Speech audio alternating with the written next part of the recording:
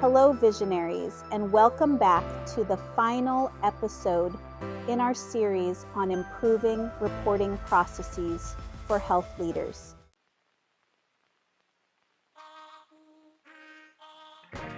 Today, in episode 3, our last video in the 3-part series on reporting, we will focus on implementing and monitoring new reporting systems. This topic brings the conversation about change into focus. Adopting and implementing new systems can be challenging, but with a clear plan and support, it becomes much easier for your team to embrace.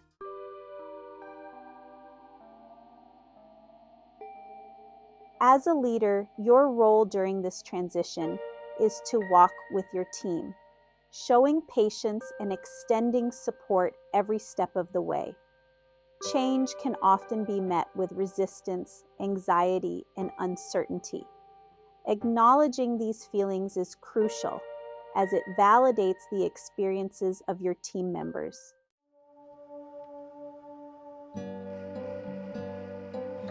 They may have questions or concerns about how the changes will affect their roles, workload, and the overall dynamics of the organization.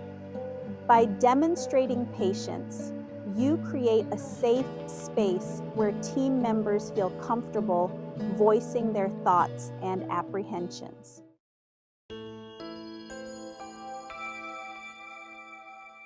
Main points.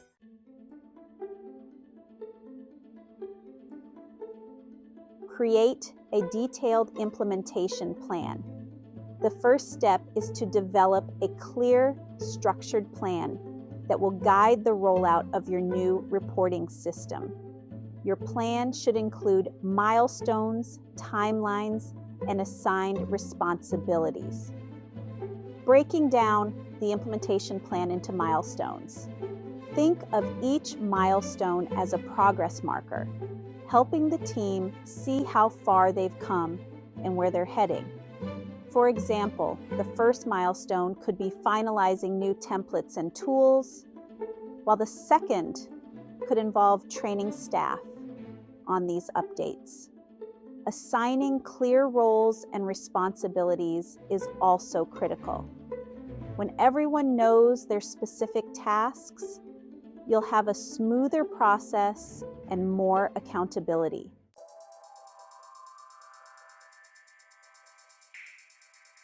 Establish goals for the new system. Once your plan is in place, set specific goals for what you want the new reporting system to achieve. Clear, measurable goals keep your team focused and aligned. Defining key reporting goals. Your goals should directly support your organization's objectives, such as improving report accuracy, timeliness, or stakeholder satisfaction. Examples of goals: increasing reporting speed by 20%, reducing reporting errors by 10%, and improving satisfaction scores with qualitative insights.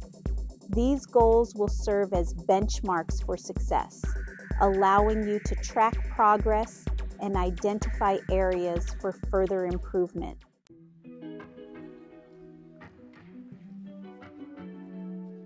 Using a goal-setting worksheet to structure implementation can keep the team focused and organized. Here's a 6-step framework that breaks down each part of your goal-setting process. First, define the main goal. Be specific about the ultimate purpose of your new system, whether it's increasing accuracy, speeding up reporting, or both. Next, break down into SMART goals. SMART goals ensure that your goals are specific, measurable, achievable, relevant, and time-bound. Then identify deliverables. Define the outcomes that indicate success, such as a completed quarterly report or a successful stakeholder review. Measure success by establishing benchmarks to gauge progress toward each goal. such as comparing pre- and post-implementation error rates. Outline action steps by listing all the actions needed for each goal. This might include training, template setup, or system integration. Finally, monitor and adjust. Regularly review progress and be open to adjustments as necessary.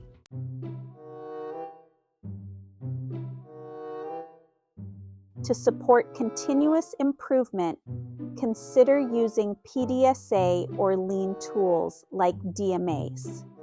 These methods can streamline your implementation and ensure that changes are effective.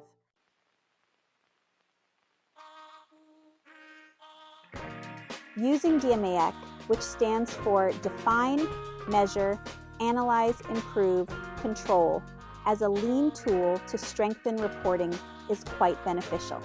DMAEC is a structured, step-by-step approach, widely used in Lean and Six Sigma methodologies to improve processes systematically.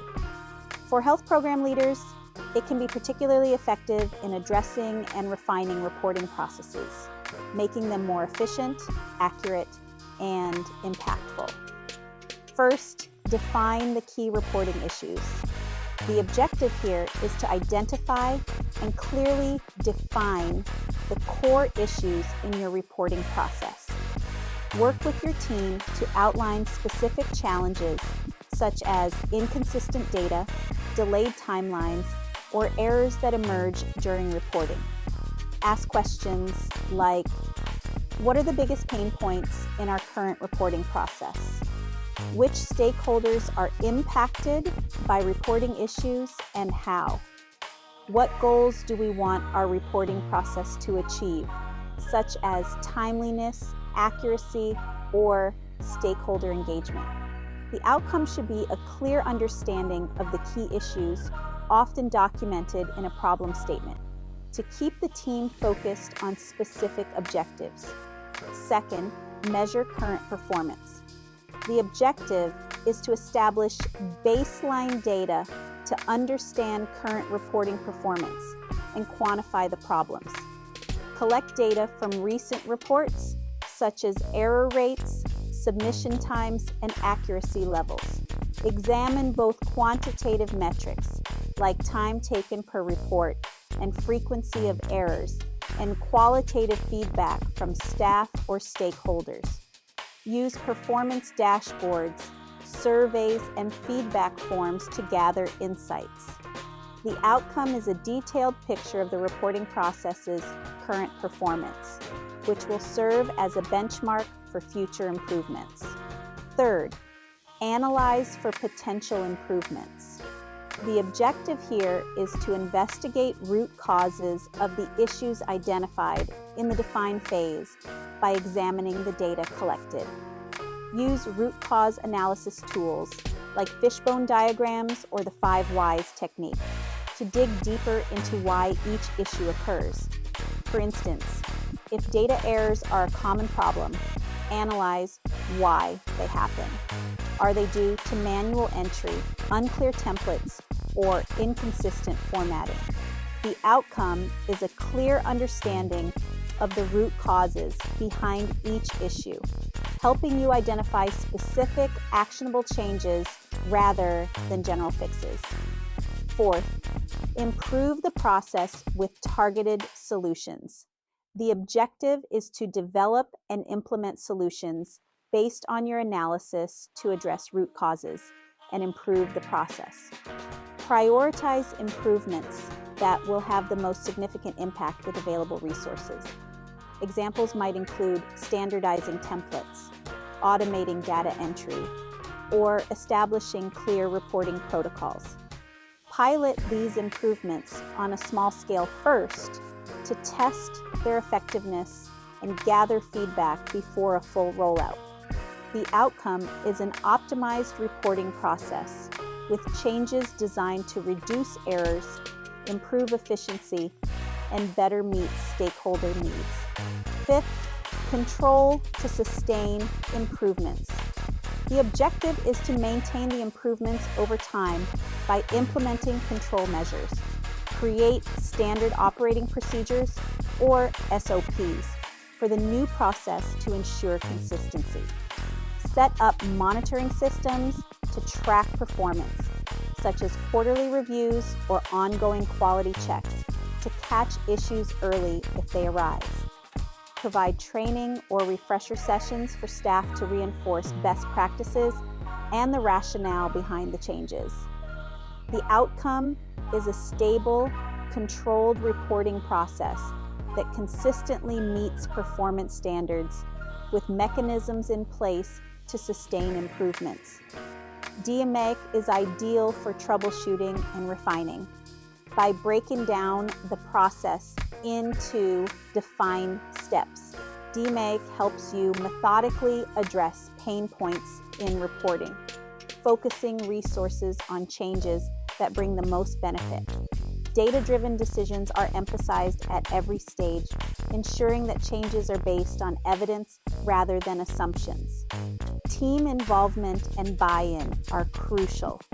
Involving your team throughout the DMAIC process promotes ownership, builds morale, and fosters a commitment to the new process, making it easier to sustain improvements in the long term.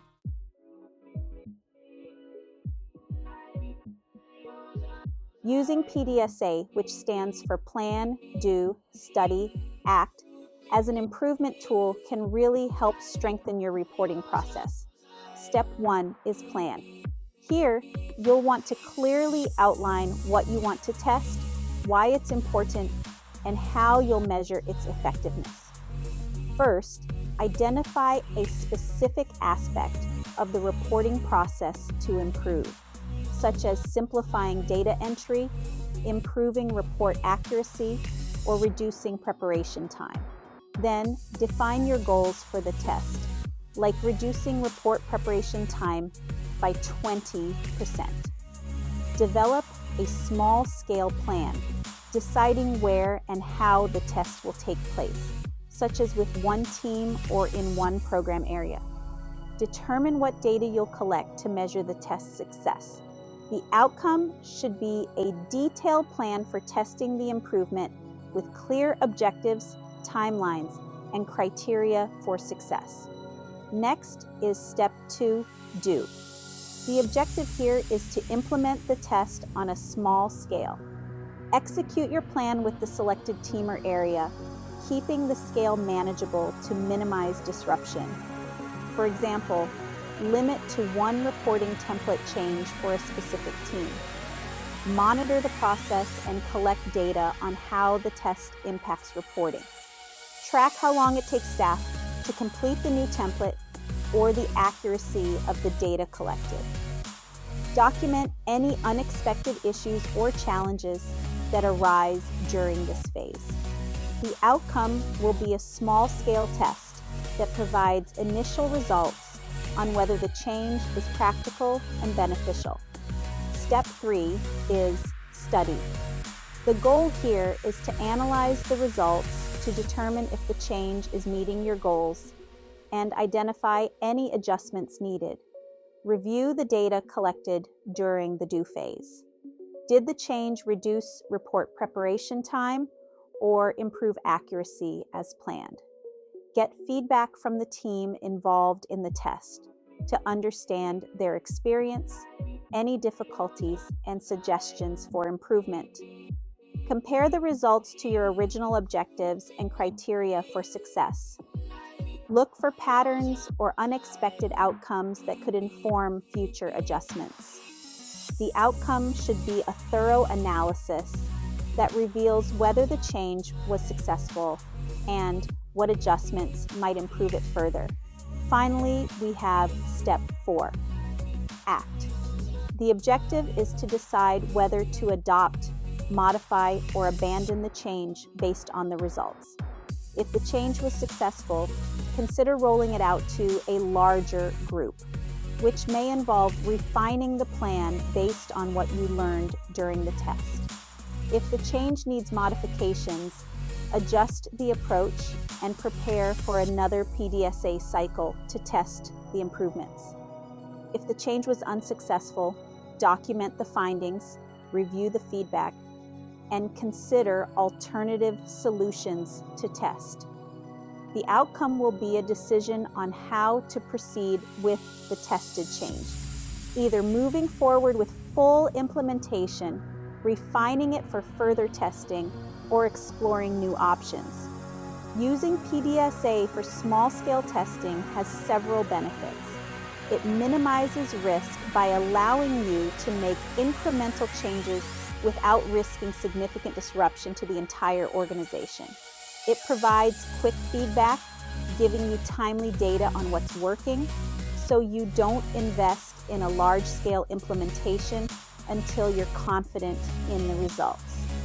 It encourages adaptability because PDSA is iterative, helping teams stay flexible, making it easy to test, adapt, and refine improvements based on real-world results.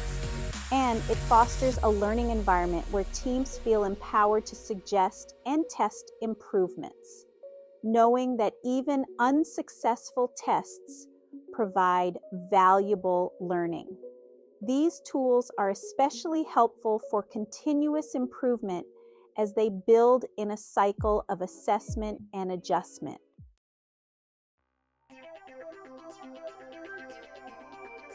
Conduct regular check-ins and use team feedback loops. Regular team check-ins are essential for keeping everyone aligned and engaged. One of my go-to strategies is holding huddles, which are short, targeted meetings to address immediate needs and get quick feedback. A quick question like, "What's one thing slowing down your reporting this week?"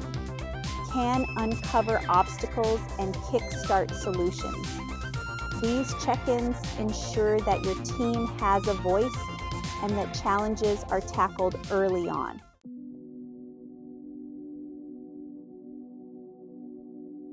Dealing with setbacks or delays. Setbacks are part of the process. They're almost inevitable. Instead of seeing them as roadblocks, view them as learning opportunities. Tips for managing setbacks. Stay flexible. Sometimes timelines need adjusting. Open communication. Talk openly with your team about what's causing delays and brainstorm solutions together. Encourage a growth mindset. Keep a positive, forward-looking perspective. This can boost morale and help your team focus on solutions.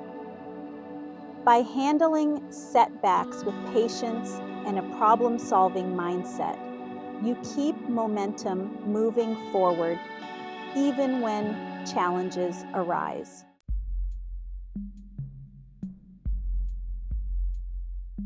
Key takeaways. Let's pause for a moment to reflect on how the implementation is progressing. Are you seeing the results you hoped for? Is your new reporting system helping you meet your goals? How is your team adjusting to these changes? Reflecting on these points will help you fine-tune the process and identify further areas for improvement.